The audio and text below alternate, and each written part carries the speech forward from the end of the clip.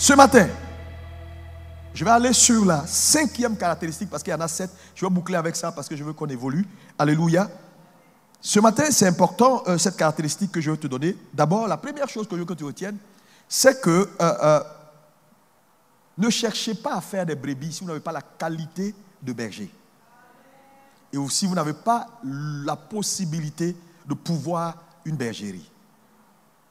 Le problème aujourd'hui dans le corps, c'est que beaucoup de gens veulent avoir des brebis, veulent avoir des sujets, veulent se faire entourer de frères, veulent se faire appeler papa et maman. Mais est-ce que tu as le potentiel de les paître et d'être un berger? Parce que quand on va arriver sur la caractéristique, tu vas voir qu'un berger n'est pas juste quelqu'un qui a quelques 3 paroles dans sa bouche. Un véritable berger n'est pas quelqu'un qui est juste là pour dire oui, venez, bon allons ici. Non, c'est autre chose. Hein. Je vais te montrer dans la Bible ce que c'est qu'un vrai berger. Parce que Dieu nous le dit.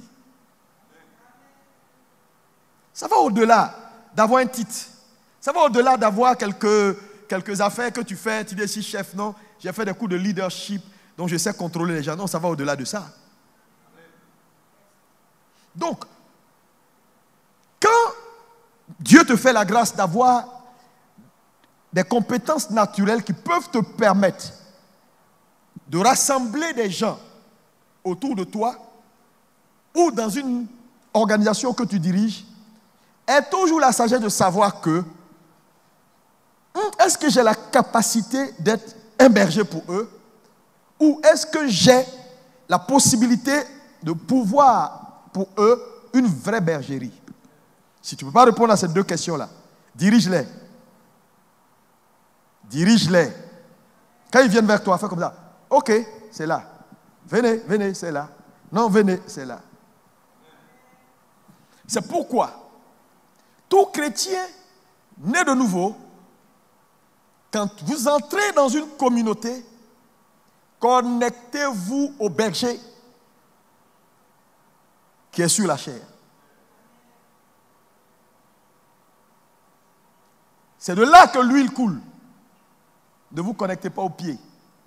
Parce que l'huile commence à la tête pour descendre sur le pied. Tout le corps est connecté à la tête.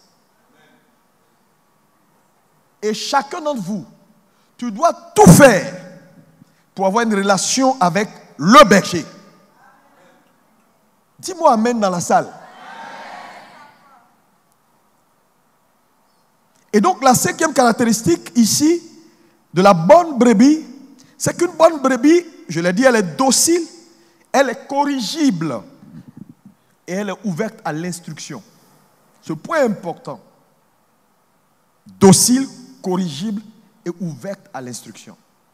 Vous ne serez pas un bon chrétien si vous n'êtes pas docile, corrigible et ouvert à l'instruction. Non, ce n'est pas possible. Jean 10, versets 15 et 16. Jean 10, versets 15 et 16. Comme le Père me connaît, oui, et comme je connais le Père, et je donne ma vie pour mes brebis. J'ai encore d'autres brebis, oui, qui ne sont pas de cette bergerie. Celles-là, il faut que je les amène. Il faut que je les amène. Matthieu 11, verset 28, oui. Matthieu 11, verset 28, la Bible dit, venez à moi, vous tous qui êtes fatigués et chargés, oui, et je vous donnerai du repos.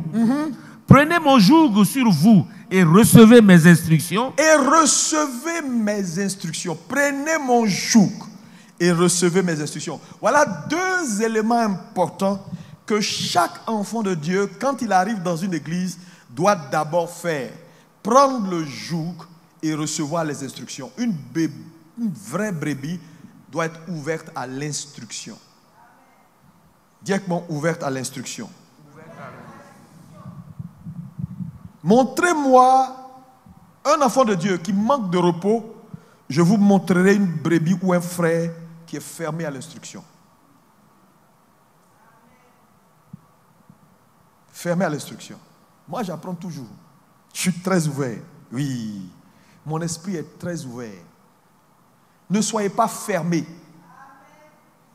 Parce que vous ne savez pas tout. Et si Dieu doit vous envoyer à accomplir votre destinée, Dieu vous enverra des gens pour vous instruire.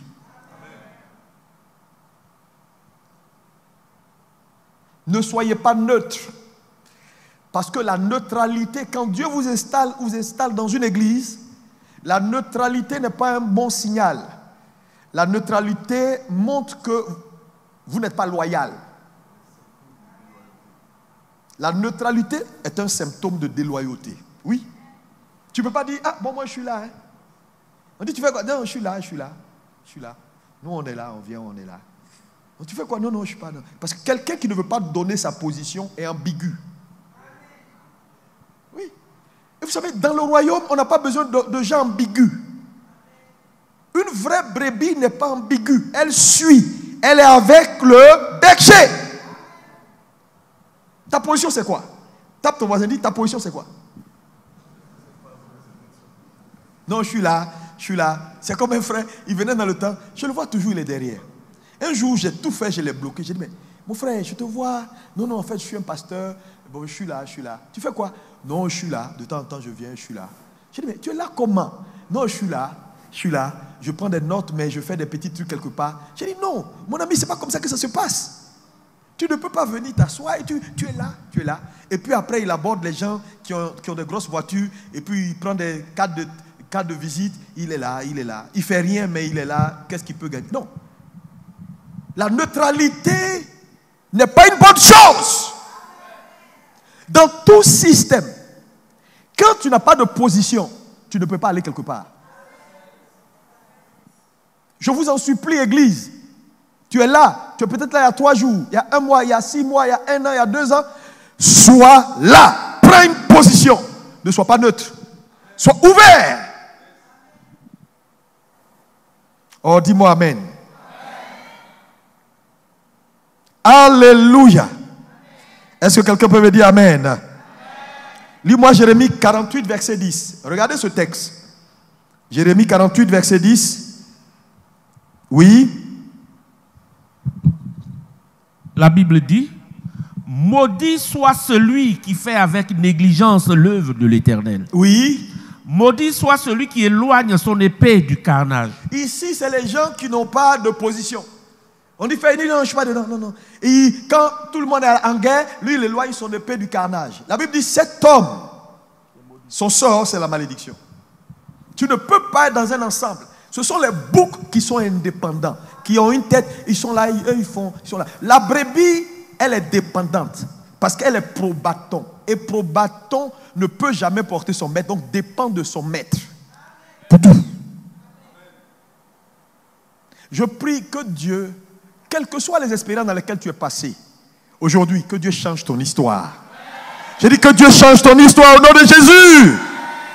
Parce que les expériences peuvent te formater à ne plus avoir foi dans l'église, à ne plus avoir foi dans les hommes de Dieu. Je te dis, tout le monde n'est pas mauvais. Si tu vois faux billet de 10 000, ça veut dire qu'il y a bon billet de 10 000. Mais tu ne verras jamais faux billet de 100 000, parce qu'il n'y a pas vrai billet de 100 000.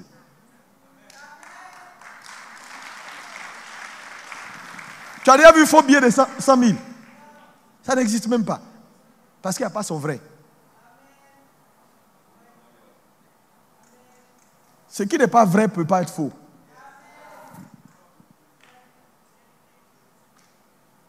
Il y a des vrais hommes de Dieu. Hein?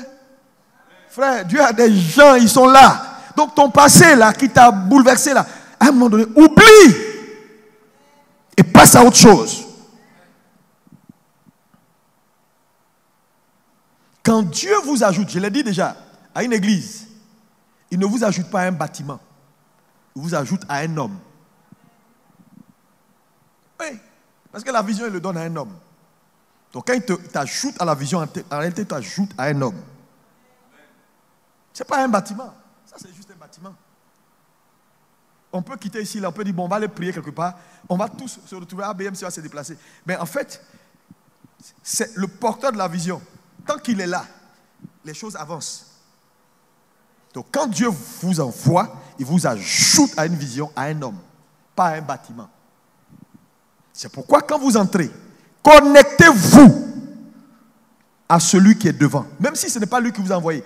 Même si c'est ton cousin, ton frère, ton ami qui t'a fait venir à l'église là. Quand il t'a envoyé, tu lui dis merci de m'avoir envoyé. Hein. Le berger, il est où? Le pasteur, il est où? Et puis il va te connecter. Ton amen acclame bien.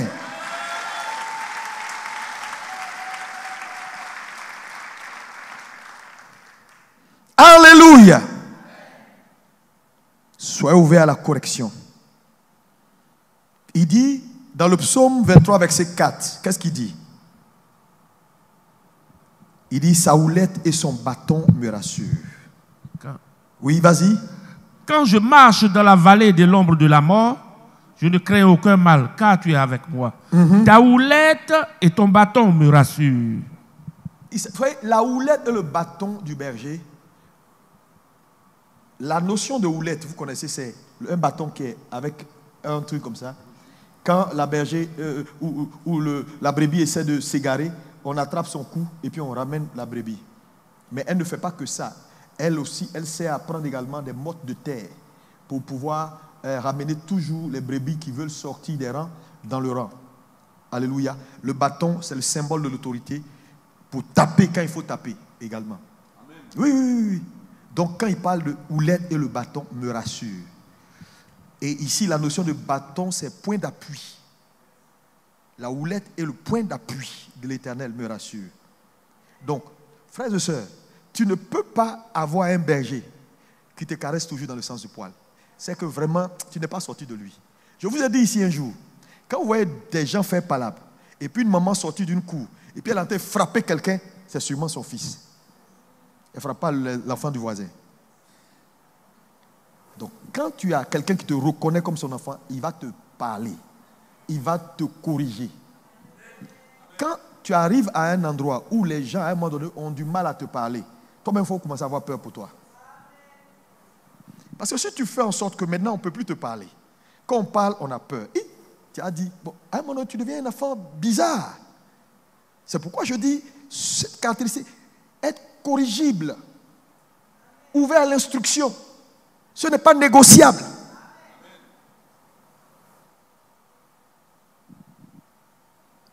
Mais un enfant intelligent, quand on lui a parlé une fois, deux fois, on ne parle pas trois fois.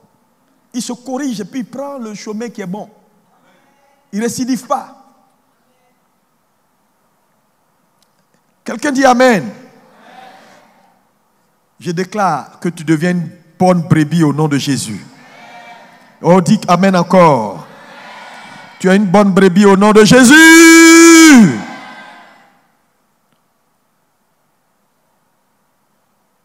Éphésiens 4, verset 11.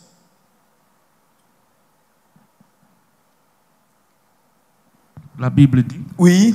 Il a donné les uns comme apôtres, les autres comme prophètes, oui. les autres comme évangélistes, les autres comme pasteurs et docteurs, pour le perfectionnement des saints, en vue de l'œuvre du ministère et de l'édification du corps de Christ. Perfectionnement des saints. Donc, quand Dieu vous donne un berger, c'est pour votre perfectionnement, à tous les niveaux, sur le plan de votre croyance, sur le plan de l'éducation, sur le plan de l'attitude, sur le plan du caractère. Parce que dans tous les cas, quand on rentre dans l'église, alléluia, on a besoin d'être perfectionné. Dis perfectionné. Encore une fois. Encore une fois. Il y a des choses que Dieu veut enlever. Donc il te donne un berger pour te corriger. Le bâton est là, la houlette également est là. Accepte la correction. Dis-moi Amen. Et tu iras loin dans la vie. Tu iras loin dans la vie. Alléluia. Retiens ceci et c'est important. La vie chrétienne n'est pas une continuité de votre ancienne vie. Amen. Quand tu donnes ta vie à Jésus, là, tu n'es pas dans une continuité de ton ancienne vie. Dieu veut faire un break et puis changer les choses. C'est pourquoi il te donne un homme. Pour te corriger. Pour dire non, à la maison, si on t'a dit ça, ici on ne fait pas ça. Si tu as eu cette éducation-là, quand on vient à l'église, on fait comme ça. Voilà ce que la Bible dit, voilà ce qu'on fait, voilà ce qu'on ne fait pas. Amen. Lève la main droite, dis, Ma vie chrétienne n'est pas une continuité de mon ancienne vie. Amen. Jean 12, verset 24 est très clair sur ça, pour nous confirmer cela. Jean 12, verset 24. Qu'est-ce qu'il dit? En vérité, je vous le dis. Oui. Si le grain de blé qui est tombé en terre ne meurt, il reste seul. Si le grain de blé c'est toi. Il dit, quand tu arrives là, tu es un grain de blé. Mais tu dois tomber et mourir. Ouais. Sinon tu demeures seul. Mais le mot seul ici, là veut dire quoi? Tout va te manquer dans la vie. Tout ce que tu cherches en Dieu là, tant que tu ne meurs pas, tu n'as pas ça. Tu vas venir t'asseoir, il n'y a pas faveur. Tu vas venir t'asseoir, il n'y a pas mariage. Tu vas venir t'asseoir, il n'y a pas enfant. Tu vas venir t'asseoir, il n'y a pas bénédiction. Tu vas te faire des micmacs pour te bénir toi-même. Dieu est là, il te regarde seulement. Parce que c'est la mort seule qui donne de la productivité. Et la mort marque une cessation avec l'ancienne vie et lance la nouvelle vie.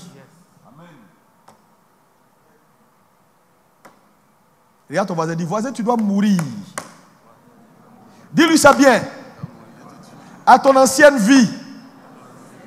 Parce que sinon, je vous ai dit, tant que Simon, l'ancienne nature, demeure en toi, tu seras réclamé.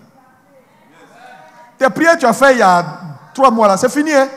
Si tu es revenu sur tes mêmes conneries là, ton tableau là est rempli. Est rempli. Les réclamations, Satan part toujours sur des bases juridiques pour réclamer une vie. Le temps d'arriver en décembre, tu as rempli encore un nouveau que tu as débordé sur les feuilles intercalaires. Intercalaires, ça c'est les anciens gens qui connaissent ça. Je vais intercalaire. Le gars il écrit sur ma tête. Examen là, toi, il y a examen, toi tu écris, pour toi c'est fini. Tu regardes ton gars, lui il écrit. Tu dis non, sûrement je me suis trompé de sujet. Alors que c'est toi qui as trouvé. Lui, il est dans autre chose. Il demande intercalaire, on lui donne ça. Alléluia!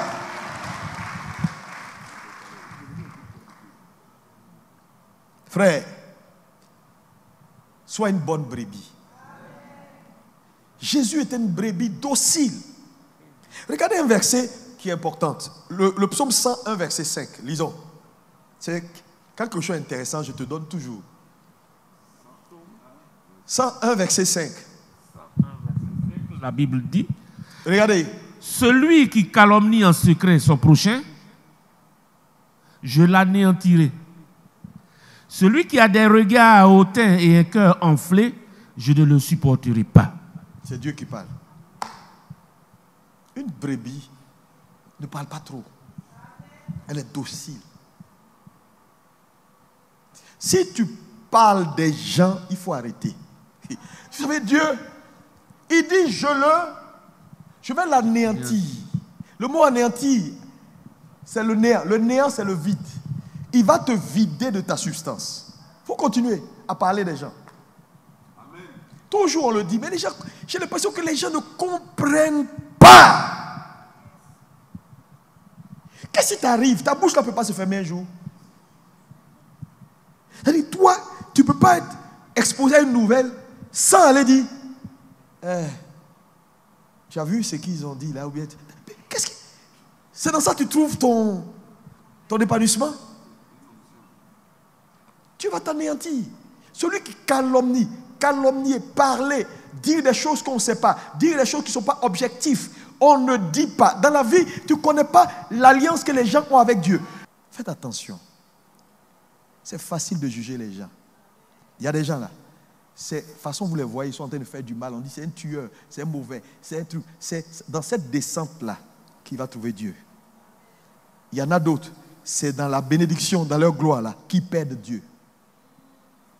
Arrêtez de juger les gens. Parce que vous ne connaissez pas leur destinée. C'est pourquoi tant qu'un homme n'est pas mort, c'est pas fini. Donc vos jugements, souvent, gardez-les. Gardez-les. Gardez-les. les gens que vous voyez dehors là, il y en a, c'est sur le lit là qu'ils vont donner leur vie à Jésus.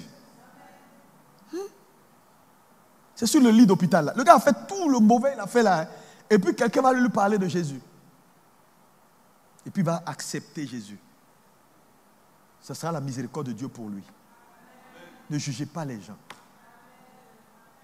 Ne jugez pas les gens. Allez, est-ce qu'on peut acclamer Jésus?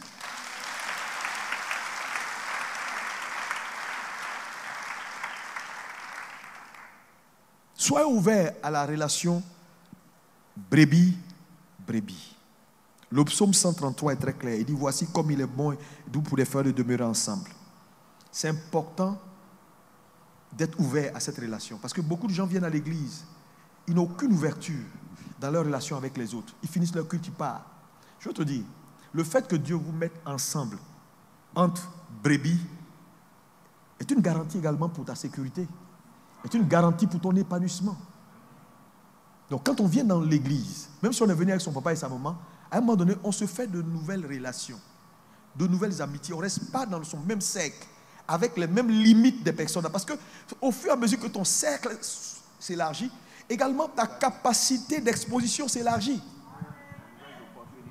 Je vois toujours les gens à l'église. Ils sont là entre eux, ils finissent le culte, c'est les mêmes amis critiques, les mêmes amis limités. Mais tu ne vas pas t'en sortir. Tu ne vas pas t'en sortir. Parle avec d'autres personnes. Tu as un esprit ouvert. Il y a un frère à côté, peut-être qui connaît quelqu'un, qui connaît ton problème, qui peut résoudre ton problème, tu ne sais même pas. Ce que tu cherches là, quelqu'un assis là, il a ça. Mais c'est ta capacité en tant que brebis à développer une relation brebis à brebis qui va changer les choses. Sois ouvert. Dites Amen. Arrêtez de parler aux mêmes personnes.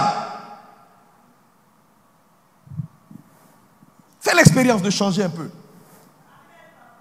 Je ne dis pas, non, on se ressemble. Oui, la profondeur appelle la profondeur. Si vous êtes deux gars bizarres, deux critiques, c'est normal que vous... À un moment donné, casse ça. Si tu veux changer, casse ça. Dis avec moi, casse ça.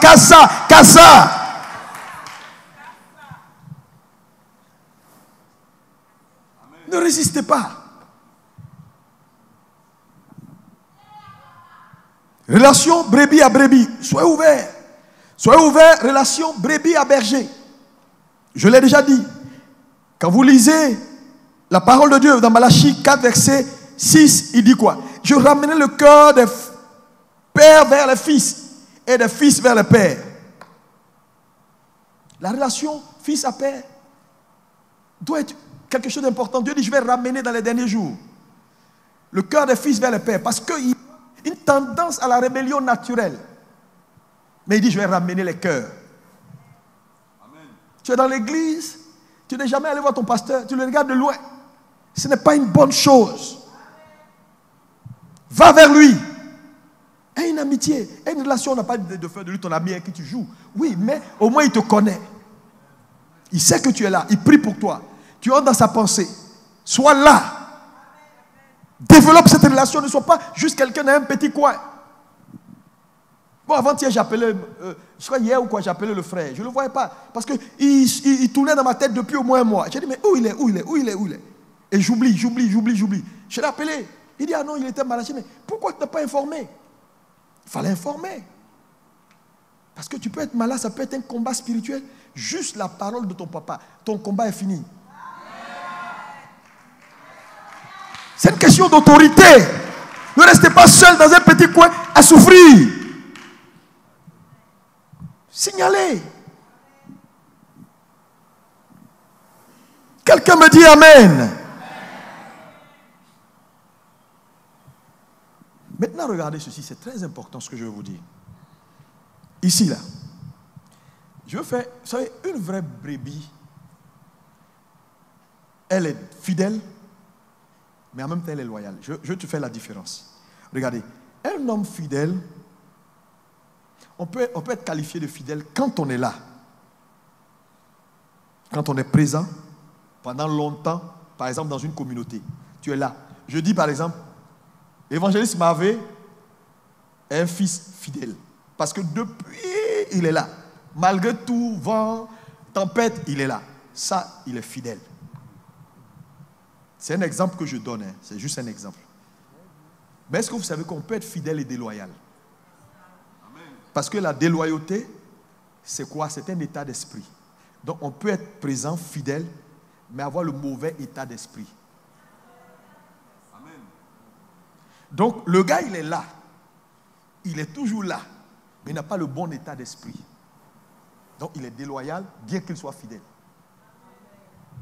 Ce que Dieu veut, c'est qu'on soit là, qu'on soit présent, mais en même temps qu'on ait le bon état d'esprit. C'est pourquoi l'instruction et la formation, c'est pour nous donner le bon état d'esprit. Parce qu'il y a beaucoup de gens qui sont sincères. Malheureusement, ils n'ont pas le bon état d'esprit.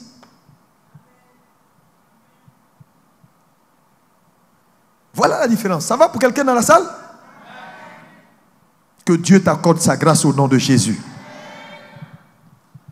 Et il y a une bonne relation avec vos frères dans l'église. Et une bonne relation, soyez ouvert à la relation également brebis à berger. Parce que cela est essentiel pour votre croissance, votre épanouissement. Parce que être isolé n'est pas bon. C'est dangereux d'être isolé. D'être dans un ensemble isolé. Il y a des frères ici, personne ne connaît chez toi. Personne, tu es seul. Tu viens à l'église, tu finis, tu dis, hey, moi les gens de l'église, ils parlent trop. Il faut arrêter ça. Tu sais, c'est toi qui as un problème. Les gens de l'église, ils sont très bien. Acclamez-vous, acclamez-vous, vous êtes trop bien même. Vous êtes tous bons ici. C'est l'une des meilleures églises. Église 10 sur 10. Acclamez-vous. Oui, frères. Des bons frères, des bonnes sœurs. Si quelqu'un te dit encore, l'église a les gens, il faut dire ça, c'est pas ABMC. ABMC cathédrale, non, c'est le ciel sur la terre. C'est ce que tu confesses là, tu vas vivre. Mais quand tu es tout le temps en train de confesser le négatif, oui, ils sont pas gentils. Parce que tu as une expérience. On ne peut pas prendre une expérience que tu as eue dans ta vie avec un frère ou deux frères pour en faire une globalité. Voilà des dames respectables, des frères respectables, des gens bien qui sont assis. C'est pourquoi tu ne t'en sors pas. C'est pourquoi tu ne t'en sors pas. Parce que je veux te dire, Dieu met d'abord autour de toi, dans ton environnement immédiat, les solutions aux problèmes que tu cherches. Toi, tu cherches loin ce que tu as à côté.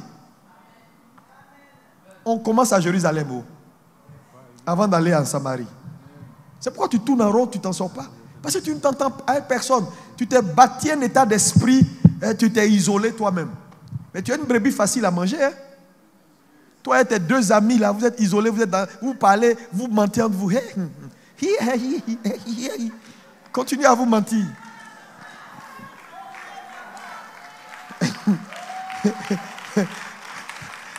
Continuez à vous mentir. Alléluia! Soyez ouverts à la culture de l'église. C'est important. Ça également, ouvert à la culture de l'église. Ça veut dire quoi? Chaque église a ses façons de faire ces choses. 1 Corinthiens 4, verset 17, lis-moi ça. À la culture, à ses chants, à sa vision, à sa façon, à sa spécificité. Toute église a sa spécificité. Donc quand tu viens dans une église, oublie ce que tu faisais avant et puis adapte-toi, ouvre-toi. C'est ça, être corrigible. Ouvre-toi à ce que tu vois qui est nouveau. Il ne faut pas prendre ce que tu faisais avant. Ici, là, on ne fait pas ce qu'on faisait avant. Quand on vient, on se soumet à ce qui se fait ici. Tu veux prospérer dans un environnement, respecte le principe, le protocole de l'environnement. Yes. Oui. Pour cela, oui, je vous ai envoyé Timothée, qui est mon enfant bien-aimé. Il dit c'est son enfant bien-aimé. Et fidèle dans le Seigneur. Oui. Il vous rappellera quelles sont mes voies en Christ. Paul dit, lui, il a ses voies. Ça veut dire que les autres, là, ils ont leur voix. Chacun a ses voix. Ça veut dire que quand Dieu appelle un homme, Dieu lui donne ses façons de faire les choses. Bien qu'on poursuive tous Christ et Christ, la doctrine soit une, Dieu donne des spécificités. Oui. Quelles sont mes voies en Christ? Quelle est la manière dont j'enseigne partout dans toutes les églises? Ça, là, c'est moi j'ai écrit ça? Non. Ok. Tu ne t'adaptes pas à la façon, au style de la maison, tu vas te perdre. Amen. Tu vas naviguer à compte courant et puis tu vas trouver qu'on te persécute. On ne te persécute pas. On ne te persécute pas. Fais les choses dans les normes. Tu vas voir, tout va couler pour toi. Personne ne te persécute. Mais attends. On dit groupe musical. Voilà comment ils viennent chanter. Voilà comment ils s'arrêtent. Tu dis non, non. Moi où j'étais là, quand on chante, on se met au dos. Et puis le peuple regarde le dos. Il faut aller faire ça là-bas.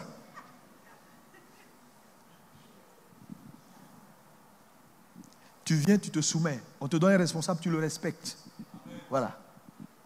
Mais on ne vient pas pour dire oui, ouais, moi je ne le respecte pas. On dit chante comme ça, tu ne veux pas chanter comme ça. Tu dis oui, fais comme ça, tu ne veux pas faire comme ça. Non, on s'adapte. Quand vous suivez un homme, il faut l'observer. Apprendre par observation est l'une des meilleures choses qui peuvent arriver à ta vie. Tu sais que le gars là, il n'aime pas ça, il n'aime pas ça, il n'aime pas ça. Quand vous êtes là, vous guettez, vous faites exactement ce qu'il aime. Et puis vous avancez, vous prospérez. Dieu ne sera pas contre ça. Non, Dieu ne sera pas contre ça. Alléluia. N'ayez pas, une brebis n'a pas un esprit de contradiction. Tout le temps en train de voir contredit. Non, moi je pense que, c'est vrai ils ont fait comme ça, mais ce n'est pas comme ça on doit faire. Je pense que, oui, pourquoi ils ont mis ça? Moi je pense que, attends, c'est toi le leader. Tu suis ou tu ne suis pas? Tu as des problèmes parce que tu ne suis pas. On te parle, toi tu dis non, pourquoi ils ont fait comme ça? Pourquoi encore cette année? Pourquoi ils ont fait comme ça? Toujours pourquoi? Tu as un esprit de contradiction. Au lieu d'être docile pour apprendre et de comprendre. Pose des questions quand tu ne comprends pas. Tu ne vas pas t'en sortir. Hein? Ce que je t'enseigne là, c'est la vie. Partout où tu vas, tu as un esprit de contradiction. Les gens vont te résister. Il y a une dame qui est venue me voir avant que je ne vienne là.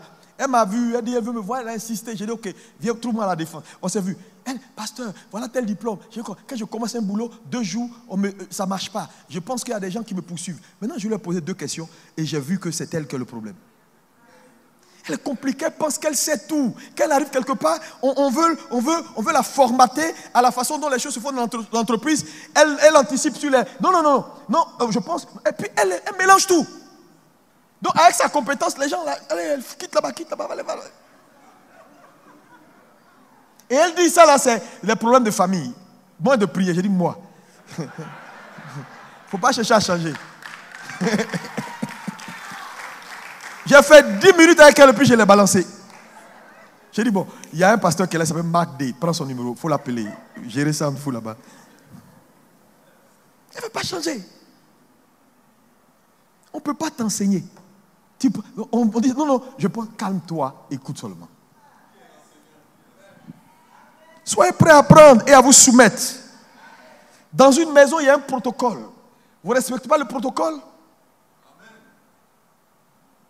Ici, là, si tu as rêvé, il faut garder ça pour toi. Il ne faut pas l'appeler un frère pour dire, bonjour mon frère, je t'ai vu. Dans le songe, tu vois, tu étais là. Et Bishop est sorti. Si je t'attrape, tu as rêvé, il faut garder ça pour toi. Parce qu'un rêve là, il n'est pas objectif. Aucun rêve qui est objectif. Si toi, Dieu, avant de te parler, il faut que tu dormes, tu as un problème spirituel. S'il ne peut pas te parler les yeux clairs, il faut que tu ailles ronfler. Faut continuer dans ça. Si tu as été mal enseigné, il faut te laisser reformater. La parole de Dieu, elle est au-dessus de tout. Si tu ne peux pas écouter la parole, ce n'est pas un rêve que tu vas écouter. Dieu a exalté sa parole au-dessus de lui-même. Lui-même là. Sa parole là, il l'a mis au-dessus de lui. Ça veut dire que sa parole est supérieure à lui. Non, je t'ai vu, c'est comme tu étais dans un cercueil. Quand il te dit ça là, tu dis, non, en fait, le visage n'a pas bien vu, c'était toi et puis ta grand-mère.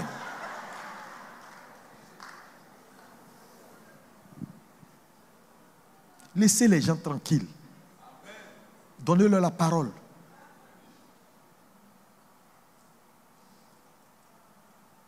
Est-ce qu'on peut me dire amen? Je vous ai dit, quand je vous parle, vous savez, moi je suis un instructeur. Hein? Je fais mon boulot de vous former. Demain, vous allez dire Dieu merci. Je vous ai dit, dans la vie, même les faux prophètes là, ils sont honnêtes, ils sont sincères. Hein? Parce que vous savez, quelqu'un peut dire, j'ai vu. Il ne ment pas, il a vu. J'ai senti que ça. Mais il ne ment pas. Le problème, c'est que ce n'est pas ce qu'il a ressenti. C'est à quoi il s'est connecté. C'est ça le plus important. À quoi il s'est connecté pour te dire ça. C'est la source. Si tu es mal connecté, cette dame qui a dit à l'apôtre Paul que voilà, ces gens sont des hommes de Dieu, mais elle disait la vérité. Mais pourquoi Paul, à un moment donné, se retourne et puis dit, moi, je suis fatigué de ce que tu racontes là. Bien que ce soit vrai, Le problème, c'était la source. Quand la source n'est pas bonne, même ce qui est vrai n'est plus vrai.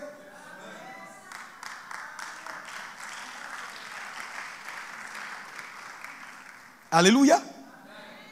Donc, ce que je vous demande, frère, grandissez avec Dieu. Quelqu'un me dit Amen. C'est comme il y a un prophète qui se lève et puis il insulte tout le monde. Il dit, oui, toi, tu vas voir, Dieu va te frapper, il va te tuer, tu vas faire pipi sur toi. J'ai dit, mais c'est quel Dieu qui frappe les gens et puis ils font pipi sur eux? Parce que quand vous connaissez Dieu dans ses façons de faire ces choses-là, il y a des choses on ne discute pas avec. On n'est plus dans l'Ancien Testament. Dieu est bon. Est-ce qu'on peut dire que moi, Dieu, il est bon?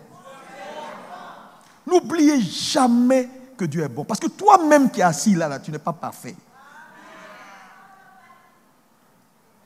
Si Dieu doit t'attraper et te poursuivre pour que tu fasses pipi dans ton pantalon, on va voir si ça va te plaire. C'est facile de venir parler. Et aujourd'hui, les gens ne veulent pas grandir. Ils veulent se laisser intimider. Quelqu'un laisse ses cheveux pousser, il laisse sa barbe, il ne se brosse pas. Pendant 3 jours, il est bizarre comme ça. Il a un habit blanc. On dit, ainsi parle le Seigneur. Dieu m'a dit, je l'ai vu. Et puis, les gens croient des conneries comme ça. La prophétie, c'est la parole de Dieu.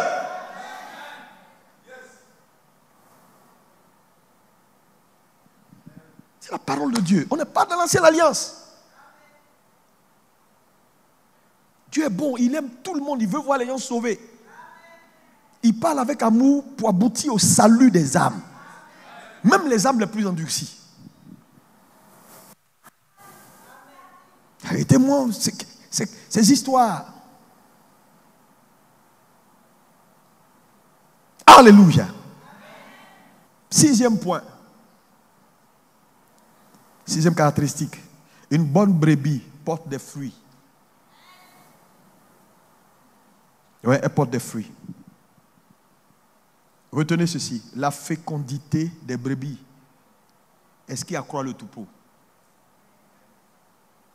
Un troupeau où les brebis ne sont pas féconds ne grandira pas.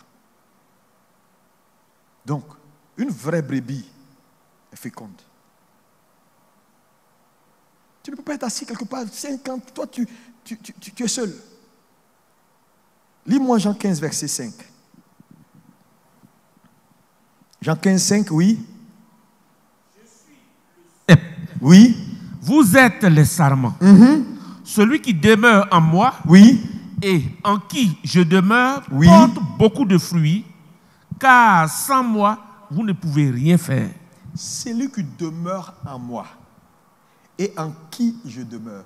Ça, c'est l'un des versets les plus puissants de la Bible. Demeurez en Christ et Christ en vous. C'est la clé. C'est la clé. Le sarment, c'est quoi? Un sarment, quand vous prenez un manguier, le sarment, ce sont les branches. Le tronc qui va en terre, qui a les racines. Christ est le tronc et nous, on est connectés. Il est le berger principal, nous, on est connectés. Il reçoit la vie et il émonde les sarments que nous sommes pour une seule raison, pour qu'on puisse porter du fruit.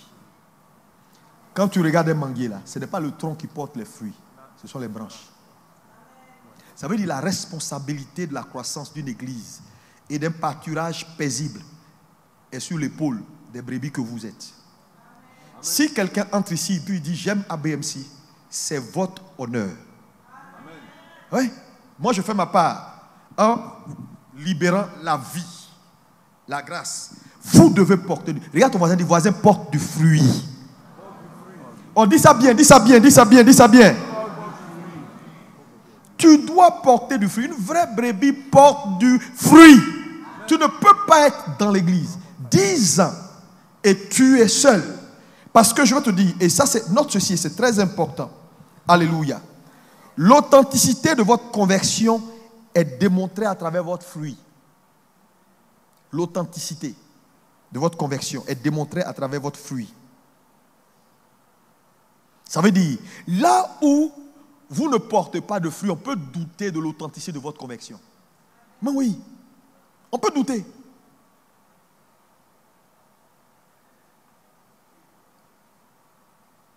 Est-ce qu'il est réellement converti?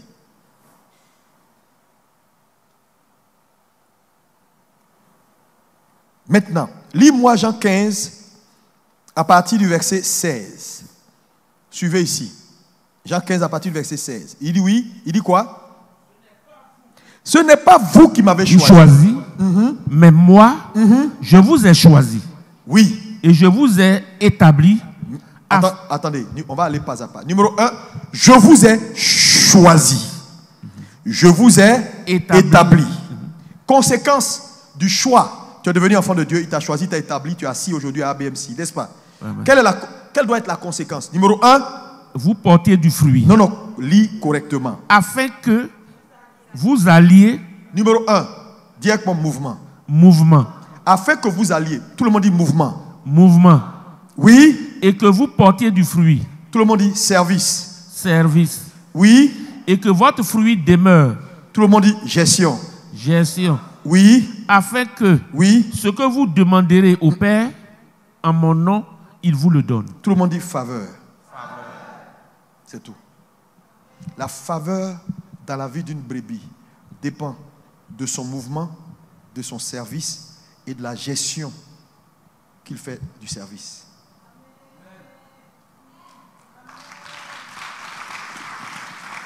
Tu ne peux pas être dans l'église 20 ans.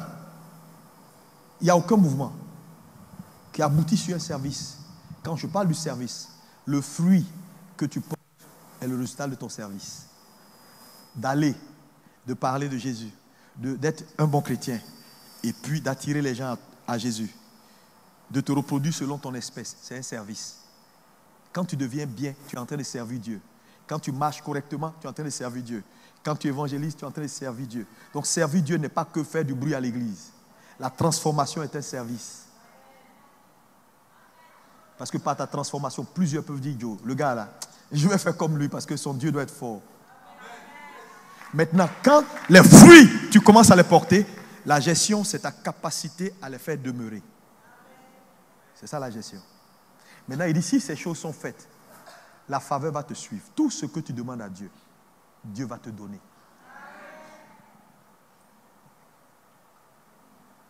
Une bonne brebis. Ne pense pas à elle seule. Tu es à l'église il y a fait une semaine. Commence à te reproduire selon ton espèce. Oui. Ne viens pas à l'église seul. Gagner des âmes, ce n'est pas un slogan. Parce que beaucoup de gens pensent que c'est un slogan. Oui, tout le temps, il faut gagner des âmes, il faut aller évangéliser. Oui, on a mis en place des ambassades pour aller évangéliser. Pasteur, il veut faire quoi? Non, écoutez, on n'est pas obligé. Non, frères et sœurs, Jésus est mort pour tout ce monde que vous voyez dans les rues qui sont en train de mourir. Qui croupissent sur le poids du péché. Dis-moi amen si tu le crois.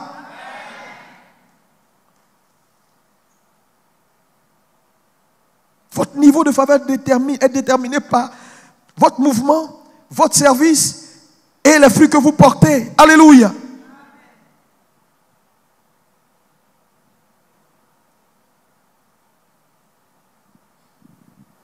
C'est pourquoi Dieu a toujours attaché la fidélité au service.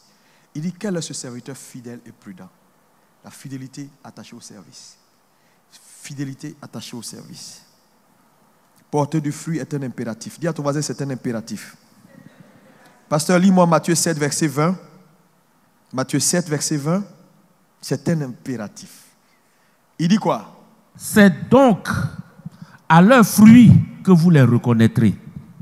Il dit que un homme est reconnu par les fruits qu'il porte. C'est pourquoi je dis l'authenticité d'un appel. C'est le fruit. Quel fruit tu portes? Attends, tu ne peux pas me dire que quelqu'un qui ne fait que convertir des gens par sa vie n'est pas converti. Hein? Toi, les gens, quand ils te regardent, ils viennent à l'église. Ils te regardent, ils donnent le bien. Ça veut dire que toi, là-même, tu es converti. Parce que tu ne peux que donner que ce que tu as. Mais toi, on t'approche, on devient païen. On t'approche, on devient païen. Mais tu es assis dans l'église. Mais tu es un païen. Hein? Mais attends, les gens, ils acclament plus bien. Mais oui, Jésus dit, ce sont les fruits qui révèlent l'arbre. Quelqu'un est venu dans ta vie, et puis aujourd'hui, tu peux le voir dans l'église assis, il aime Jésus. Ça veut dire que tu as quelque chose de bon en toi. Ça doit être ta poursuite. Lève la main, toi, dis Seigneur, fais-moi grâce au nom de Jésus. Oh, dis encore, fais-moi grâce au nom de Jésus. C'est un impératif.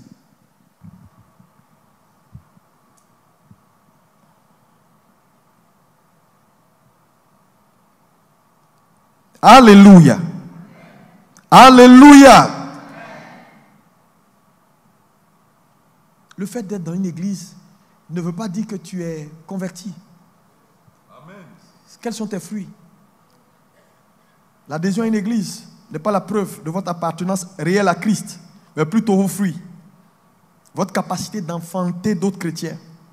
Lis-moi 2 Corinthiens 13, verset 5. Oui, ta capacité d'enfanter d'autres. La bonne brebis est féconde. Lis-moi 2 Corinthiens 13. Examinez 2 Corinthiens 13, verset 5. Oui. Examinez-vous vous-même. Oui. Pour savoir si vous êtes dans la foi. Ah, ça c'est fort. Éprouvez-vous vous-même.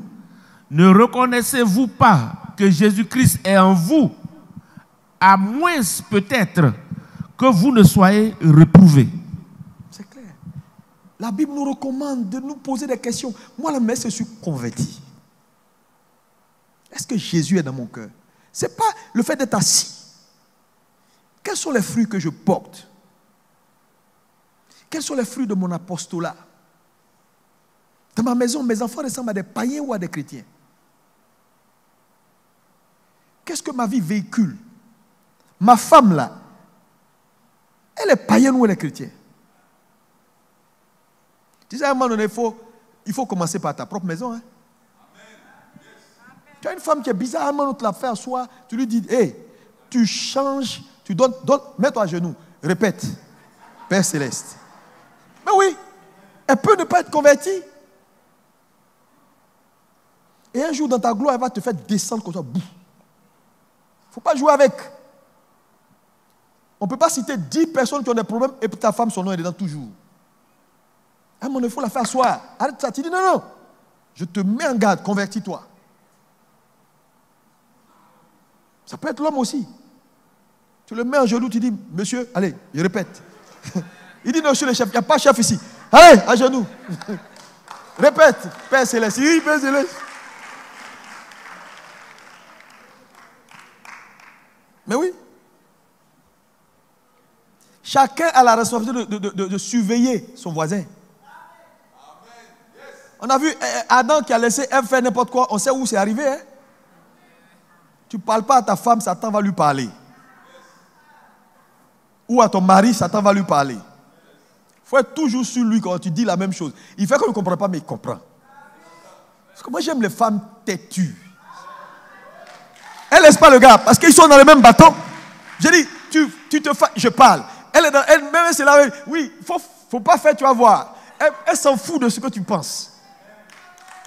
Non, je laisse. On ne laisse pas le monsieur là, on est dans le même bateau. Tu ne vas pas couler le bateau, je ne vais pas accepter. 9 mois là, c'est moi importé. Toi, tu étais en train de te balader pendant que je souffrais ici. Donc le bateau ne coule pas. Les enfants qui sont là, tu ne sais même pas comment j'ai souffert. Allez, mets-toi à jour.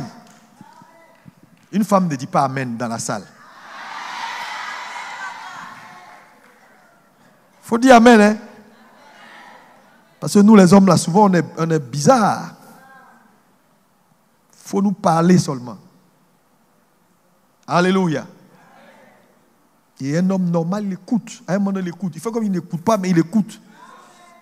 Parce que quand tu vois les fruits là, ce sont les fruits de tes paroles. Mais tu dis rien, toi tu es là, tu dis Alléluia. Tu ne m'écoutes pas, non, il n'y a pas de souci. Mais toi-même, tu vois qu'il t'écoute. C'est un impératif, porter du fruit. On doit s'examiner. Dites Amen. Non, ce n'est pas négociable. Tu dois porter du fruit. Hein. Tu dois être fécond. La nouvelle Côte d'Ivoire qui arrive là, après élection, tout. De toute façon, les gens arrivent à Abidjan. J'ai dit, vous croyez que les gens vont... J'ai dit, comment le vol était plein. Les gens, non, les gens fuient Abidjan. Les gens rentrent. Ils savent. C'est vous seuls qui ne savez pas que ce pays-là, il y a or ici, il y a tout ici. Et que les gens vont venir faire des achats. Les Chinois, ils sont pleins ici. Chinois. Ils sont en train de racheter parce qu'ils savent.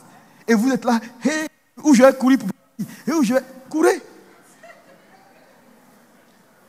Nous, on est là. Tu ne veux pas vendre ta maison à 2500? Et tu veux fuir. Ou bien ta voiture. Mais je te dis, les gars vont racheter les trucs. Les Libanais, là, ils sont tous là. Soyez féconds. L'église doit être puissante. Dans la décennie qui arrive là, l'église doit être puissante. Oh, quelqu'un me dit puissante. On doit avoir des milliardaires dans l'église. À un moment donné, tout ce qu'on veut faire pour Jésus, on le fait.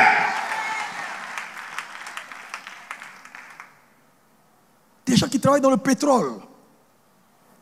Vous venez un dimanche matin, tu dis, mon pasteur, écoute, tu vois la 4x4 là, je viens de l'acheter pour toi, prends ça. Et puis la semaine prochaine, tu dis, oui, bon, qui a besoin de voyager, qui va aller à Hong Kong? J'ai un billet ici, mais je ne sais pas, Hong Kong, tout payé, hôtel. Et puis bon, pasteur, tu ne veux pas faire une campagne d'évangélisation à Alaska? Bon, je dois envoyer le pasteur à Marie.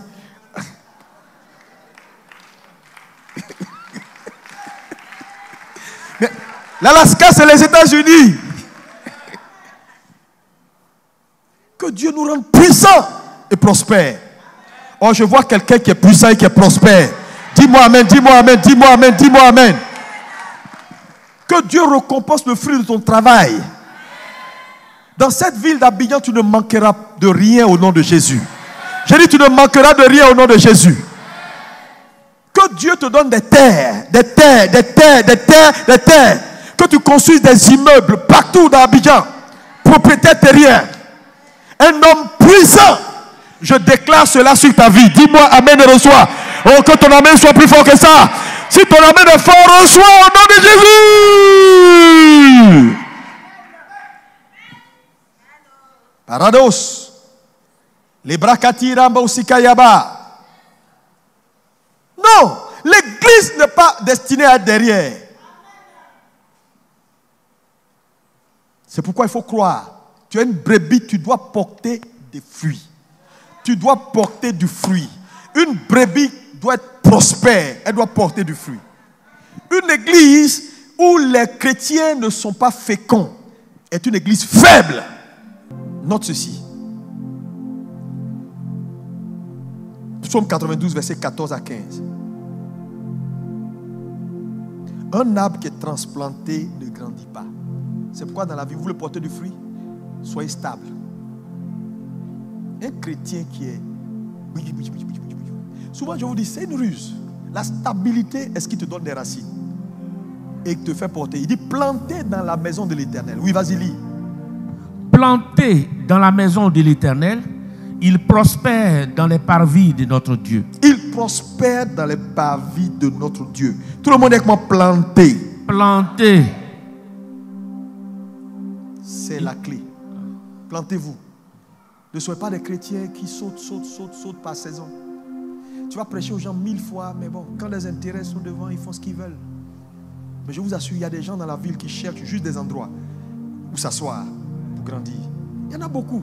Ne vous inquiétez pas des gens qu'on ne peut pas corriger. Il y en a qui cherchent à être corrigés. Je suis patient. Il ne faut jamais avoir pitié. Non. Je suis très patient. Ça va prendre le temps que ça va prendre. Mais ça va finir par prendre. Et aujourd'hui, quand je vous regarde, vous êtes en train de grandir et de devenir correct avec la bonne compréhension. Et c'est ça qui est le plus important. Porter du fruit est une preuve de maturité. Un chrétien mature. 1 Corinthiens 13, verset 11. Il dit, quand j'étais enfant, je parlais comme un enfant. Quand je suis devenu adulte, j'ai fait disparaître les choses de l'enfance. C'est une portée du fruit, est une preuve de maturité. Cette église doit porter du fruit à tous égards. Porter du fruit est la preuve de votre attachement à Dieu. Ça veut dire que vous êtes réellement bien connecté comme le sceptre. Quand tu vois un homme qui ne porte pas de fruit, ça veut dire qu'il est mal attaché.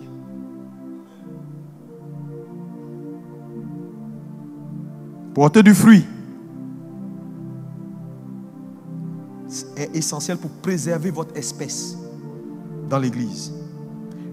Genèse 7, verset 3, quand Dieu demande à Noé de bâtir l'arche, il insiste sur les espèces. Parce que je vous dis la vérité, Dieu a toujours voulu préserver les espèces. Et vous tous qui êtes là, vous êtes des spécimens. Votre capacité à vous multiplier préserve votre espèce dans l'église. Sinon, vous disparaissez avec votre espèce. Et Dieu va vous juger pour ça. Parce que quand il bâtit l'arche, il insiste sur les espèces. Parce que Dieu voulait qu'après le déluge, les espèces continuent.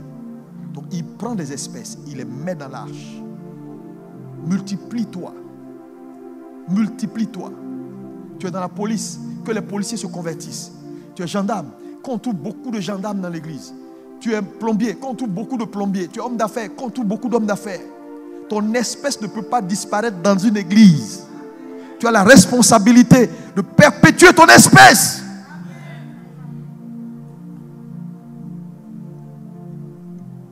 Septième caractéristique, on termine. Une brebis demeure dans la maison.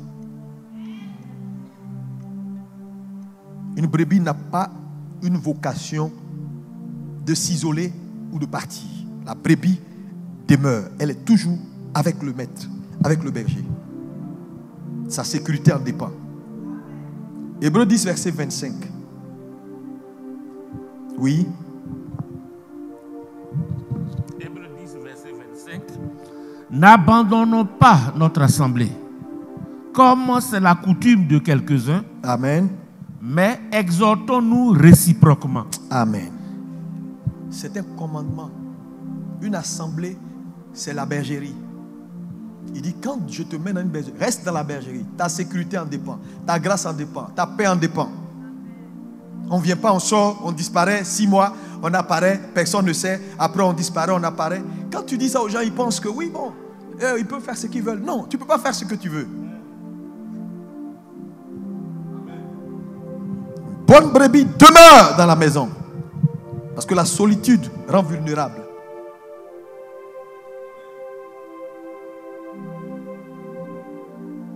Une bonne brebis développe son engagement envers sa communauté. Philippiens 2, 19. Une bonne brebis se sent concernée par ce qui se passe dans son église. Lis-moi Néhémie 2, verset 18. Sentez-vous concerné. Dis à ton voisin, sens-toi concerné par tout ce qui se passe.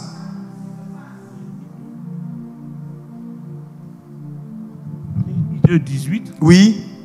Je leur raconterai comment la bonne main de mon Dieu avait été sur moi. Oui. Et quelles paroles le roi m'avait adressées. Oui. Il dit, levons-nous et bâtissons. Oui, quand Néhémie partage la vision, eux tous ils se sentent concernés. Ils disent, levons-nous et bâtissons. Ça veut dire, dans une église, quand on donne un projet, bâtisseur du royaume, on dit ça, on dit ça. Il ne faudrait pas être tout le temps en train d'argumenter. Moi, je ne me sens pas concerné. Non, levons-nous et bâtissons. Accomplissons le plan. Accomplissons le projet. C'est ça. Une brebis demeure. Une brebis se sent engagée. Une brebis se sent concernée par les choses de la maison. Mais tu es dans l'église. Les choses de l'église ne t'intéressent pas. On dit il y a un programme des enfants. Ça ne t'intéresse pas. Tes enfants n'ont jamais participé à un seul programme de la jeunesse.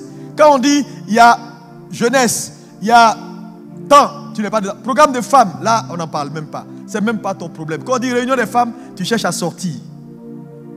Il faut changer. Cette attitude n'est pas bonne. Quand on est dans une église, on se sent concerné. Même si quelqu'un t'a parlé mal, mets ça de côté. C'est lui qui t'a parlé mal, ce n'est pas l'église. L'église de Jésus-Christ, c'est un corps spirituel qui est puissant.